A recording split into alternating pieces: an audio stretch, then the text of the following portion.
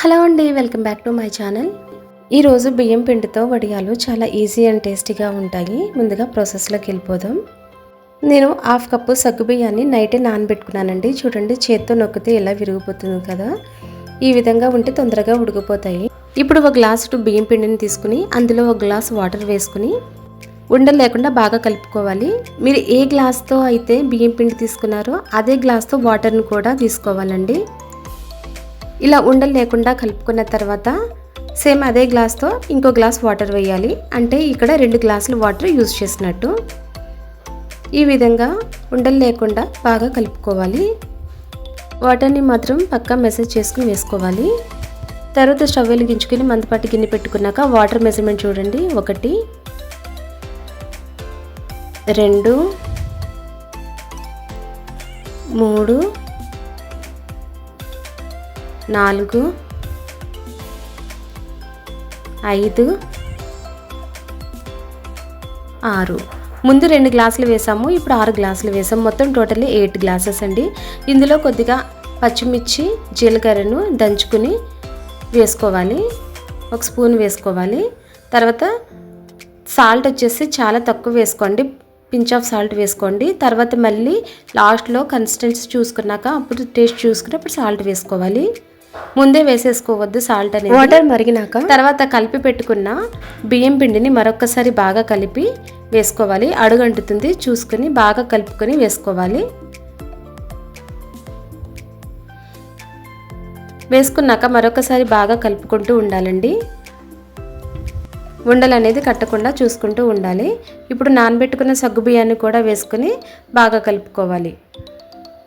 ఈ మిశ్రమాన్ని అంతటిని కూడా 10 మినిట్స్ పాటు మీడియం ఫ్లేమ్లో పెట్టుకుని కలుపుకుంటూ ఉడికించుకోవాలి. పిండి అనేది ఉడకకుండా వేసుకుంటే వడియాలు అనేవి విరిగిపోతాయండి, రావు. ఇలా 10 మినిట్స్ పాటు మీడియం ఫ్లేమ్లో పెట్టి ఉడికించుకోవాలి. మర్చిపోకండి, మెయిన్ ఇదే. సరిగ్గా ఉడకపోతే వడియాలు అనేవి రావు, కష్టపడిందంతా వేస్ట్ అయిపోతుంది. సగ్గుబియ్యం అనేవి చూడండి ట్రాన్స్పరెంట్గా కనిపిస్తున్నాయి కదా. పిండి అనేది ఇంతకు ముందు కంటే ఇప్పుడు కొంచెం చిక్కబడింది. ఈ విధంగా పిండి అంతటిని కూడా బాగా కలుపుకొని ఒకసారి టెస్ట్ చేసుకోవాలండి. వేసుకోవచ్చా లేదా అనేది మీకు ఇక్కడ చిన్న టిప్ చెప్తాను. ఒక స్టీల్ ప్లేట్ నేను ఇప్పుడు చెప్పే టిప్పు ఫస్ట్ టైం చేసే వాళ్ళకి, అదేవిధంగా వడియం పెట్టే వాళ్ళు రాని వాళ్ళకి కూడా యూజ్ అవుతుందండి. ఒక స్టీల్ ప్లేట్ తీసుకుని ఒక గరిటెడు పిండిని ఈ విధంగా వేసుకోవాలి. స్ప్రెడ్ చేయవలసిన అవసరం లేదండి. చూడండి నిటారుగా ఉంది, అటు ఇటు వెళ్లకుండా. సో పిండి అనేది పర్ఫెక్ట్గా ఉడికిందనమాట. సేమ్ ఇదే విధంగా కాటన్ క్లాత్ మీద కూడా ఈ విధంగా 1 స్పూన్ వేసుకుని పెట్టుకోవాలి. కవర్లో పెడుతుంటే కనుక పిండిని చల్లారనిచ్చి పెట్టుకోవాలండి. నేను కాటన్ క్లాత్ మీద ఈ విధంగా పెట్టేసుకున్నాను.